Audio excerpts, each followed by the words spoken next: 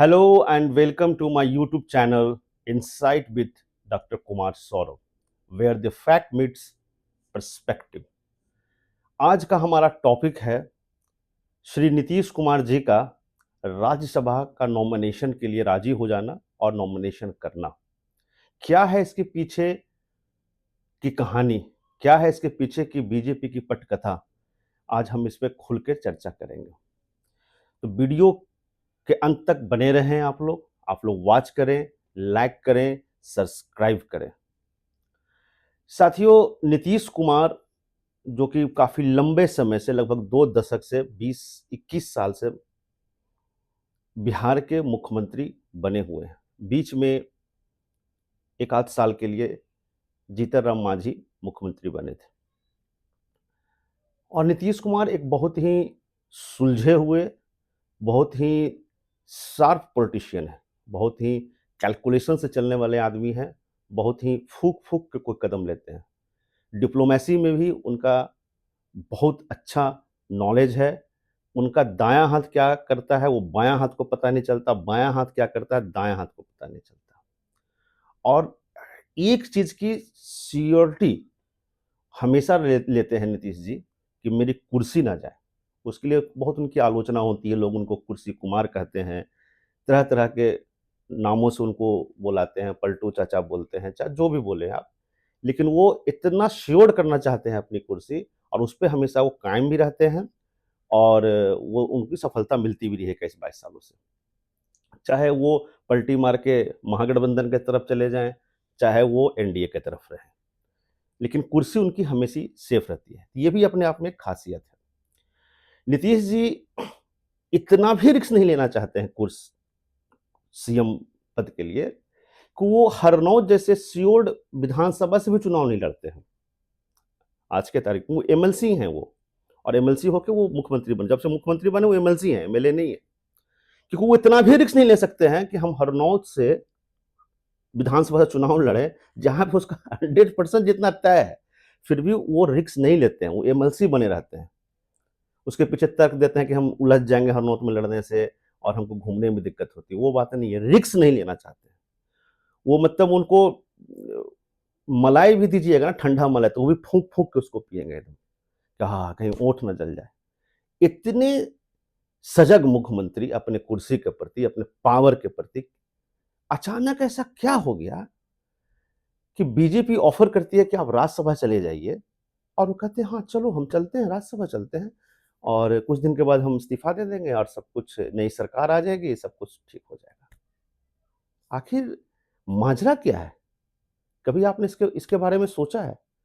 आखिर जो negotiation table पे बात हुई होगी, तो कुछ तो ऐसा बात हुआ होगा कि इनकी सारी चतुराई, सारा जो चीज है, सब 1 मिनट में खत्म हो गया और नीतीश जी मान गए। सुबह 11 बजे पहुंच गए विधानमंडल में, नॉमिनेशन कर दिए, अमित शाह आ गए, पूरी बीजेपी टीम आ गई, और सब कुछ हो गया, बढ़िया से नॉमिनेशन हो गया, सब कुछ ठीक है, सब चंगा चीज है। क्या है इसके पीछे की कहानी?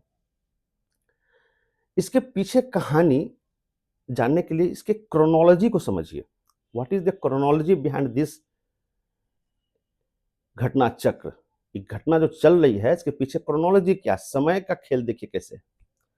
2025 नवंबर का शुरुआती महीना, बिहार विधानसभा का चुनाव होता है। ठीक है, चुनाव में प्रचंड बहुमत मिलता है एनडीए को, राष्ट्रीय जनतांत्रिक गठबंधन को। 89 सीट्स बीजेपी जीतती है और 85 सीट्स जदयू जीतती है। ठीक है, और भी उसके घटक लोग जीतते हैं, सरकार बनती है। सरकार बनने के बाद क्या होता है? मंत्रालय बांटी जाती है। मंत्रालय किसके पास जाती है? गृह मंत्रालय बीजेपी के पास। ठीक है, बीजेपी के पास चली गई गृह मंत्रालय, मुखिया हो गए सम्राट चौधरी। अब समय चलता है, बढ़ता है, भाजपा ने पूरा षड्यंत्र रचा इसके पीछे। पूरी नीतीश कुमार की फैमिली, पूरे सबके रेकी की है बाकायदा। हर आदमी में गुण अवगुण होता है, सब कुछ की रेकिंग की, पूरा डॉक्यूमेंटेशन किया, और भी कई केसेस हैं उसके बारे में भी डॉक्यूमेंटेशन किया। लेकिन रिसेंट जो गवर्नमेंट है, मैंने जो टाइम चल रहा है नवंबर से लेके ये जनवरी, फरवरी, मार्च, ये वाला जो टाइम चल रहा है, इस बीच में सब कुछ दस्तावेज तैयार किया। मैं ज़्यादा कुछ बोलना नहीं चाहता हूँ, क्योंकि आप लोग बिहार के लोग हैं, तेजस्वी लोग हैं, है ना? तो आप लोग डॉट्स को थोड़ा कनेक्ट कीजिएगा कि आखिर हुआ नेगोशिएशन टेबल पे हुआ क्या। देखिए, निशांत कुमार एक पात्र हैं इसमें। कौन है निशांत कुमार? निशांत कुमार इकलौते बेटे हैं श्री नीतीश कुमार जी के। इनका जन्म 20 जुलाई 1975 को हुआ, 20 जुलाई 1975, और आज तारीख है 5/7/2026। आज के तारीख में निशांत कुमार 50 साल 7 महीना 16 दिन के हैं। और बताऊं, वो बहुत ही स्पिरिचुअल आदमी है। एक चीज और बताऊं, वो अनमैरिड है। मतलब बिहारी भाषा में कहा जाए तो वो 50 साल के कुमारे हैं। ठीक है, 50 साल के कुमारा व्यक्ति है। नीतीश कुमार का इकलौता बेटा है, कंप्यूटर इंजीनियर है, बहुत स्पिरिचुअल आदमी है, और वो कुमारा है। मतलब वो एक तरह का वर्जिन आदमी है। हम लोग तो यही समझेंगे ना कि भाई 50 साल का आदमी है, शादी नहीं किया, आध्यात्मिक है, तो वर्जिन है। ठीक है, फिर नेगोशिएशन टेबल पर बैठे हैं नीतीश जी, इधर भाजपा का आदमी सब बैठा हुआ है। बेटा बचाइए कि अपना पद बचाइए, और 1 मिनट में साइन हो जाता है और सब कुछ अरेंज हो जाता है। एक और सारा स्क्रिप्ट जो बीजेपी ने लिखा है, उसी पूरे स्क्रिप्ट पे ये चलेंगे। अभी जैसे जैसे बीजेपी कहेंगे, कुछ दिन के बाद तो राज्यसभा चल जाएंगे, तो चर्चा में भी, मेन न्यूज में भी नहीं आएंगे। तो ये है चक्रव्यूह। एक चीज को बस इतना समझ लीजिएगा कि इनका बेटा 50 साल का है, जो कुमारा है, यानी वर्जिन है वो आदमी, है ना, स्पिरिचुअल है। ठीक है, और बेटा है ना जी, बेटा कैसनो है, बेटा है। बेटा के साथ बाप का भी नाम जुड़ा हुआ है ना भाई। आप समझिए, मैं कुछ नहीं बोलना चाहता, क्योंकि ऐसे नहीं बोलना चाहिए, लेकिन आप समझिए, मैं कुछ नहीं कर रहा हूं, आप लेकिन समझिए जरूर। बेटा से बड़ा कोई चीज नहीं होता है। इतना तीर दिमाग लगाए नीतीश जी सब कुछ, लेकिन बेटा के चक्कर में सब खत्म हो गया, सब। क्योंकि प्रश्न देखिए, सियासत में अगर कोई परिवार है तो उसके परिवार पर चर्चा तो होता ही है। आप कल्पना कीजिए, अपने समाज के बीच में लोगों को देखिए कि किसी का बेटा 32 साल का भी हो जाएगा ना, 33-34 साल का भी, उसका शादी नहीं होगा, जगहसाई होता है। ये 50 साल का, बीच में इनका शादी की भी बात चली थी, कहां शादी कर लेंगे, शादी कर लेंगे, फिर पलट गया। तो पर्दे के पीछे की कहानी यही है कि बेटा से बड़ा कोई धन नहीं है, बेटा से इज्जत जुड़ा हुआ है, मामला रफा दफा कर देना है। ठीक है, तो नेगोशिएशन हो गया।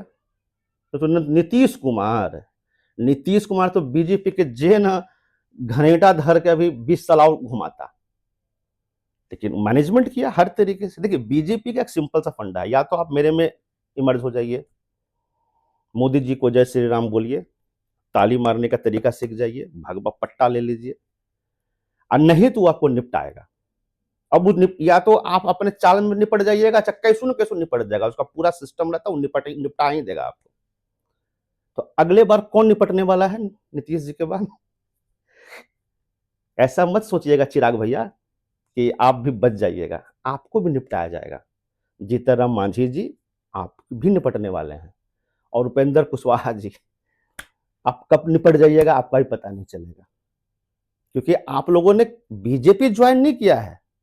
आप लोग नहीं बोलते हैं मोदी जी को जय श्री राम, ना ना ना ना। आप वो भगवा पट्टा कहाँ लिए हैं? अभी भी राष्ट्रीय लोक मोर्चा, चिराग पासवान, रामविलास जी पासवान जी की विरासत को ढो रहे हैं। आपको एकदम पूरा कितनों कीजिएगा ना ये सब, अरे ये सब चिराग भैया लपेटेगा आपको भी वो। उससे बचना है तो एक ही सिस्टम है, उससे लड़िए, और नहीं तो फिर भगवा लीजिए, ऊपर से नीचे सब भगवा केसरिया। जैसे मोदी जी दिखा रहे थे इजराइल में, माई सेफ्रॉन योर सेफ्रॉन, वो करना पड़ेगा। तो अगले वीडियो में हम लोग बात करेंगे, हमारा टॉपिक होगा कि ये जो घटनाक्रम हुआ है इसके बिहार के राजनीति पे क्या असर होगा।